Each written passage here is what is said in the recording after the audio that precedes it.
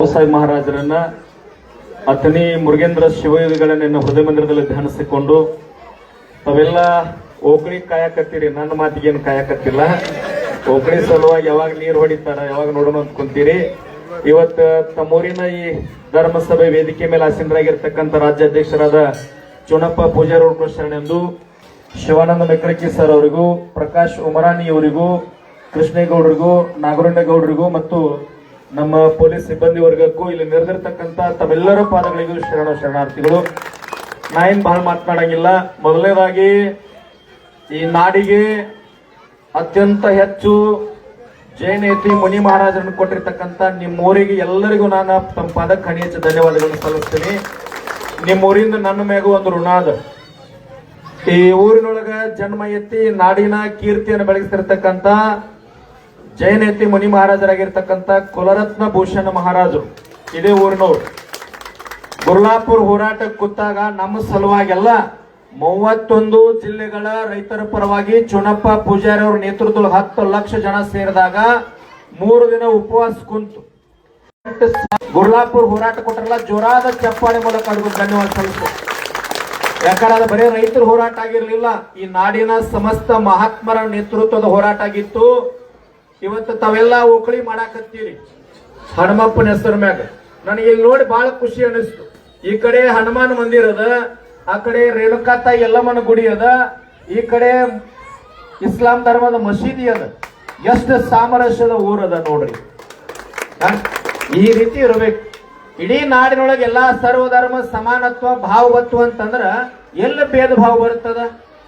ಒಂದು ಮಾತನ್ನ ತಮಗೆ ಹೇಳ್ತೇನೆ, ಕೋವಿಡ್ದೊಳಗ ಬಹಳ ಮಠಾಧೀಶದಾರಂದ್ರು ಜೀವಂತ ಉಳಿದಿಲ್ಲ, ಬಹಳ ಹಣ ಉಳಿದಿಲ್ಲ, ಬಹಳ ರಾಜಕೀಯ ದೊಡ್ಡ ವ್ಯಕ್ತಿ ಅದೀನಿ ಸ್ಥಾನ ಐತಂದ್ರು ದೇವ್ರು ಬಿಟ್ಟಿಲ್ಲ.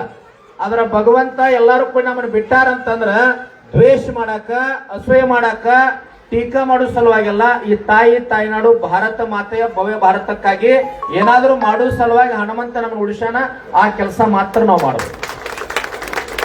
ಆಂಜನೇಯನ ಬಗ್ಗೆ ಒಂದು ಮಾತೇಳಿ ನಾನು ಮಾತು ಮುಗಿಸ್ತೀನಿ. ಹನುಮಪ್ಪ ಸಮುದ್ರದಾಗ ಕಲ್ಲು ಬಿಡಾಕತ್ತಿದ್ದ. ಶ್ರೀರಾಮಚಂದ್ರ ಪ್ರಭುಗಳು ಅದನ್ನ ನೋಡ್ತಾ ಇದ್ರು. ರಾಮ ನನಗೂ ಅನಿಸ್ತದ, ರಾಮಚಂದ್ರ ಪ್ರಭುಗಳಿಗೆ ಏನ್ ಅನಿಸ್ತಾರ, ಹನುಮಪ್ಪ ಬಿಟ್ಟು ಕಲ್ಲು ತೇಲಿಕತ್ತದ, ನಾನು ಬಿಡ್ಬೇಕಂತೇಳಿ ಕಲ್ಲು ಬಿಡ್ತಾರ. ಹನುಮಪ್ಪ ಬಿಟ್ಟು ಕಲ್ಲು ತೇಲ್ತಿರ್ತದ, ಆದ್ರ ಶ್ರೀರಾಮಚಂದ್ರ ಪ್ರಭುಗಳು ಬಿಟ್ಟಂತ ಕಲ್ಲ ಮುಳುಗಿ ಬಿಡುತ್ತದ. ಅವಾಗ ರಾಮಚಂದ್ರ ಪ್ರಭುಗಳಿಗೆ ಸಂಶಯ ಉಂಟಾಗಿ ಹನುಮಪ್ಪನಿಗೆ ಕೇಳ್ತಾರ, ನೀ ಬಿಟ್ಟು ಕಲ್ಲು ತೇಲ್ತದ, ನಂದ್ಯಾಕೆ ಮುಳುಗಾಕತ್ತದ ಅಂದಾಗ, ಅಲ್ಲಪ್ಪ 3 ಲೋಕದ ಒಡೆಯಾನಿ, ನೀನ ಜಗತ್ ಹಿಡಿಯವ, ನಾ ಬಿಟ್ಟು ಕಲ್ಲ ನನ್ನ ಗುರು ರಾಮ್ ಹಿಡಿತಾನ, ನೀ ಹಿಡ್ಕೊಂತ ನಾ ಬಿಡಾಕತ್ತೀನಿ, ನೀ ಬಿಟ್ಟದ ಯಾರು ಹಿಡಿಬೇಕು ಜಗತ್ಕೊಳಗಂತ. ಗುರು ದೊಡ್ಡವದಾನ, ದೈವ ದೊಡ್ಡದೈತಿ. ಆದ್ರ ನಮ್ಮೊಳಗ ಏನ ಭಾವ ಬರ್ಬೇಕಂದ್ರ ಒಂದು ಸಣ್ಣ ಮಾತು ಹೇಳ್ತೀನಿ. ಮಹೇಶ್ವಾಡಿಗೆ ಗ್ರಾಮದಂತ ಹಳ್ಳಿ ಒಳಗ ವಯಸ್ಸಾದ ಮುದುಕ ಮುದುಕಿ ಮನ್ಯಾಗಿದ್ರು. ಇಸ್ಲಾಂ ಧರ್ಮದ ಅಲಾವ್ ನಡೆದಿತ್ತು. ಚೋಂಗೆ ಅಂತ ಮಾಡ್ತಾರಲ್ಲ ಹಳ್ಳ್ಯಾಗ ಮನ್ಯಾಗ. ಅವಾಗ ಅಜ್ಜ ಮನೆಗೆ ಬಂದ, ಅಜ್ಜಿ ಬಿಸಿ ಬಿಸಿ ಚೋಂಗೆ ಮಾಡಾಕತ್ತಿದ್ಳು. ಅಜ್ಜಂದ ಒಂದೆರಡು ಚೋಂಗೆ ಹಸಿವಾಗ್ಯದ ತಿನ್ಬೇಕಂದಾಗ ಕೆಂದ್ರು, ನಮ್ಮ ದೇವರು ಬಹಳ ಬೆಂಕಿ ಇದ್ದಂಗೈತಿ, ನಾ ನೈವೇದ್ಯ ಹಿಡ್ದಾಗ ಕೊಡ್ತಾನಂತ ಮುದುಕಿ. ಅವಾಗ ಇವೇನ್ ಅನ್ಬೇಕು, ನಿಮ್ಮ ದೇವ್ರ ಬೆಂಕಿ ಇದ್ದಾರೆ ಇರುವ ತಕ್ಕ ನಮ್ಮ ದೇವ್ರ ನೀರಿದ್ದಂಗೈತಿ, ಆರಿಸಿ ತಿಂತ ಅಂದವ್. ಎಷ್ಟು ಸಾಮರಸ್ಯ ಅದ ರೀ. ಏನು ಒಯ್ಯುದದ, ಏನು ತಗೊಂಡು ಹೋಗುದದ. ನಿಮ್ಮೆಲ್ಲರಿಗೆ ವಿನಂತಿ ಮಾಡಿಕೊಳ್ತೀನಿ, ರೈತಾಯಿ ಭೂಮಿ ತಲೆ ಮ್ಯಾಗ ಆನಂದ ಇರಬೇಕು. ಯುವಕರೆಲ್ಲ ದುಶ್ಚಟ ಮುಕ್ತಾಗಿ ಸಮಾಜದಾಗ ನೀವು ಬದುಕಿರಿ ಅಂತಂದ್ರ, ಮಹೇಶ್ವಾಡಿಗೆ ಗ್ರಾಮದೊಳಗೆ ಯಾವಾಗ ದುಶ್ಚಟ ಮುಕ್ತಾಗಿ ನೀವು ಸಮಾನತೆ ಸಾಮರಸ್ಯದಿಂದ ರೈತರು ಮತ್ತು ಯುವಕರೆಲ್ಲ ದುಶ್ಚಟ ಮುಕ್ತಾಗಿ ಆನಂದದಿಂದ ಬದುಕ್ತಿರಲ್ಲ, ಅವಾಗ ಈ ಊರಿನಿಂದ ಜೈನೇತಿ ಮುನಿ ಮಹಾರಾಜರು ಹುಟ್ಟು ಜಗತ್ತಿ ಬೆಳಗಾಕ್ ಹೋಗ್ಯಾರಲ್ಲ, ಅವಾಗ ನಿಮ್ಮ ಊರು ಸಾರ್ಥಕ ಆಗ್ತದೆ. ಭಯ ಪಡಬೇಡ್ರಿ ಯಾರಿಗೆ. ಯಾಕಂದ್ರೆ ಭಗವಂತ ಕೊಟ್ಟ ಶರೀರ, ಭಗವಂತ ಕೊಟ್ಟ ಆಯುಷ್ಯದ ಯಾರಿಗೂ ಹೆದರುವ ಅವಶ್ಯಕತೆ ಇಲ್ಲ. ಧರ್ಮದಿಂದ ನಡೀರಿ, ಸತ್ಯದಿಂದ ನಡೀರಿ, ನೀತಿಯಿಂದ ನಡೀರಿ, ಯಾರಿಗೂ ಹೆದರುವ ಅವಶ್ಯಕತೆ ಇಲ್ಲ. ಹನುಮಪ್ಪ ನಿಮ್ಮ ಜೊತೆ ಇರ್ತಾನ. ಸರ್ವಧರ್ಮ ಸದ್ಗುಳುಗಳು ಮತ್ತು ಜೈನೇತಿ ಮಹಾರಾಜರು ಯಾವತ್ತೂ ನಿಮ್ಮ ಜೊತೆ ಇರ್ತಾರ. ಒಂದ ಮಾತು ಹೇಳ್ತೀನಿ, ಹೆದರಬಾರದು ಅನ್ಲಿಕ್ಕೆ. ತಾವೆಲ್ಲ ಯುವಕರು ಸೇರಿರಿ. ಮಹೇಶ್ವಾಡಿಗೆ ಗ್ರಾಮದೊಳಗ ಇಂಥ ಒಂದು ಊರಿತ್ತು.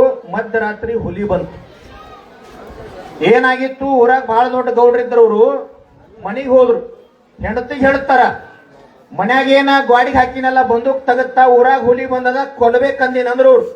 ಅವಾಗ ಹೆಂಡತಿ ಎಷ್ಟು ಖುಷಿ ಆಗ್ತಾಳಂದ್ರ, 20 ವರ್ಷ ನನ್ನ ಗಂಡನ ಕೈಯಾಗ ಬಂದೂಕ್ ಐತಿ, ಪರ್ಮಿಷನ್ ಐತಿ, ಒಂದೂ ದಿನ ಒಂದು ಇಲಿ ಸಹಿತ ಕೊಂದಿಲ್ಲ.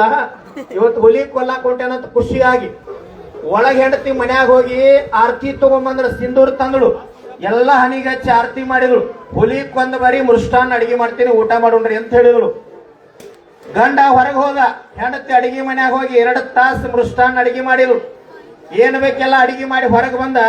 ಗಂಡನ ದಾರಿ ಕಾಯ್ಬೇಕಂತೇಳಿ ದ್ವಾರ ಬಾಗಿಲಿಗೆ ಬಂದಾಗ, ಬಹಳ ದೊಡ್ಡ ಮನಿ ಅದು, ದ್ವಾರ ಬಾಗಿಲಿಗೆ ಬಂದು ನೋಡಿದ್ರ ಈ ಹುಲಿ ಕೊಲ್ಲಕ್ ಹೋಗೇ ಇಲ್ಲ, ಬಂದೂಕ್ ಹಾಕೊಂಡು ಬಾಗಲಾಗ ನಿಂತಿದ್ದೀವಿ. ಕೆಟ್ಟುಗೌಡ್ರ ಅವಾಗ ಹೆಂಡತಿ ಅಂತಾಳೆ, ಯಾಕ್ರಿ ಹುಲಿ ಕೊಲ್ಲಕ್ ಹೋಗ್ಲಿಲ್ಲೇನ್ರಿ ಅಂತಂದಾಗ ಅವಂದ, ಹುಲಿ ಏನೋ ಧೈರ್ಯದಿಂದ ಕೊಲ್ಬೇಕಂತ ಹೊಂಟಿದ್ದೆ, ಅದ ಎದರ ಮನಿ ನಾಯಿ ನನ್ನ ಕೆಕ್ಕರಿಸಿ ನೋಡಕತ್ತಿದ್ದೆ, ಅದು ಹೋಗ್ಲೇನು. ಕೆಟ್ಟುಗೌಡ್ರ ಅರ್ಥ ಆಗ್ತಿದ್ರಿ? ಹಾ, ಸ್ವಾಮಿ ವಿವೇಕಾನಂದರು, ಸಂಗೊಳ್ಳಿ ರಾಯಣ್ಣ, ಚೆನ್ನಮ್ಮ, ಬಸವಣ್ಣ, ಅಹಲ್ಯಬಾಯಿ ಹೋಳ್ಕರ, ಡಾಕ್ಟರ್ BR ಅಂಬೇಡ್ಕರ್, ಜೈನೇತಿ ಮುನಿ ಮಹಾರಾಜ್ ಹುಟ್ಟಿದಂತ ಪುಣ್ಯದ ಭೂಮಿಯೊಳಗೆ ನಾವು ಹುಟ್ಟಿವಿ. ಯಾವಾಗ ಆವಿಷ್ ಹೋಗ್ತದ ಗೊತ್ತಿಲ್ಲ. ಬದುಕಿರೋ 3 ದಿನ ಬದುಕಿದ್ರು ಸಹಿತ ಹುಲಿಯಂಗ ಬದುಕಬೇಕು, ಧರ್ಮದಿಂದ ಬದುಕಬೇಕು, ಒಬ್ಬರ ಕಣ್ಣಾಗ ಕಣ್ಣೀರ್ ಹಾಕ್ಸ್ಲಾರ್ದಂಗ ಬದುಕು. ನಮ್ಮದು ಮೊದಲ ಅತನಿ ಶಿವಗಳು ನಾಡದ, ಧರ್ಮದಿಂದ ಬದುಕಿದ್ರ ಧರ್ಮ ಕಾಯ್ತೈತಿ, ಸತ್ಯದಿಂದ ಬದುಕಿದ್ರ ಶಿವಗಳು ಕಾಯ್ತಾರ. ನೀತಿ ಕಾಯ್ಕೋರಿ, ಧರ್ಮದಿಂದಿರ್ರಿ.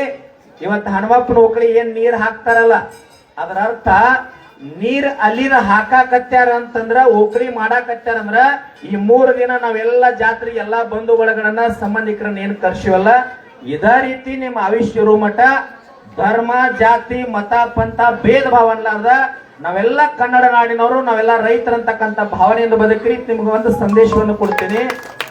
ಬರೇ 300 ರೂಪಾಯಿ ತಗೊಂಡಿರಿ, ಅದೇನು ಬಾಳಲ್ಲ, 700 ರೂಪಾಯಿ ಗೊಬ್ಬರಕ್ಕೆ ಖರ್ಚಾಗ್ಯದ. ನೀವೆಲ್ಲ ಧರ್ಮ ಜಾತಿ ಮತ ಪಂಥ ಪಕ್ಷ ಎಲ್ಲ ಇಲ್ಲೇ ಊರಾಗ ಬಿಟ್ಟು ಮುಂದಿನ ಸಾರಿ ಕುಲರತ್ನ ಭೂಷಣ ಮಹಾರಾಜರ ಆಶೀರ್ವಾದ, ಹಲವಾರು ನಾಡಿನ ಮಹಾತ್ಮರ ಆಶೀರ್ವಾದದಿಂದ ಚುಣಪ್ಪ ಪೂಜಾರಿಯವರ ನೇತೃತ್ವದೊಳಗ ಗುರ್ಲಾಪುರದಾಗ ಮುಂದಿನ ಸಾರಿ ಹೋರಾಟದಾಗ ನೀವು ಮಹೇಶ್ವಾಡಿಯಿಂದ ಹೋದ್ ಸಾರಿ ಹೆಂಗ ಹಣ ಕೊಟ್ಟಿರಿ, ಅನ್ನ ಕೊಟ್ಟಿ ರೊಟ್ಟಿ ಕೊಟ್ಟಿರಲ್ಲ, ಈ ಸಾರಿ 8-9 ದಿನ ನಿಮ್ ಊರಾಗ ಓಕಡಿ ಹೆಂಗ್ ಬಳಿ ಆಗ್ತಿರಲ್ಲ, ನೀವೆಲ್ಲಾರು ಗುರ್ಲಾಪುರದಾಗ 25 ಲಕ್ಷ ಜನ ಸೇರಿದ್ರೆ 5,000 ಬಿಲ್ ಆಗೋದೇನು ಕಠಿಣಿಲ್ಲ. ನೀವೆಲ್ಲ ಬರ್ರಿ, ನೀವು ಒಕ್ಕಟ್ಟಾಗ್ರಿ. ಎಲ್ಲಾ ಫ್ಯಾಕ್ಟ್ರಿಯವರು ಬಾಗ್ತಾರ, ಸರ್ಕಾರ ಬಾಗ್ತದ, ಈ ವ್ಯವಸ್ಥೆನೂ ಬಾಗ್ತದ, ರೈತರ ಆನಂದ ಇರ್ಲಿಕ್ಕೆ ಸಾಧ್ಯ ಅದ. ಯಾಕೆ ಒಕ್ಕಟ್ ಆಗ್ಲಿಲ್ಲ ಅಂದ್ರೆ ನಮಗ್ ತೊಂದರೆ ಐತಿ. ಅದಕ್ಕಾಗಿ ಹನುಮಪ್ಪನ ಆಶೀರ್ವಾದದಿಂದ, ಈ ಭಾಗದ ಎಲ್ಲ ಜೈನೇತಿ ಮುನಿ ಮಹಾರಾಜರ ಆಶೀರ್ವಾದದಿಂದ ನೀವು ಒಕ್ಕಟ್ಟಾಗಿ ರೈತ ಕಣ್ಣೀರ್ ಹಾಕ್ಲಾರ್ದಂಗ್ ಬದುಕೋಣ ಅಂತ ಹೇಳಿ 2 ಮಾತುಗಳನ್ನು ತಮ್ಮೆಲ್ಲರ ಪಾದಕರ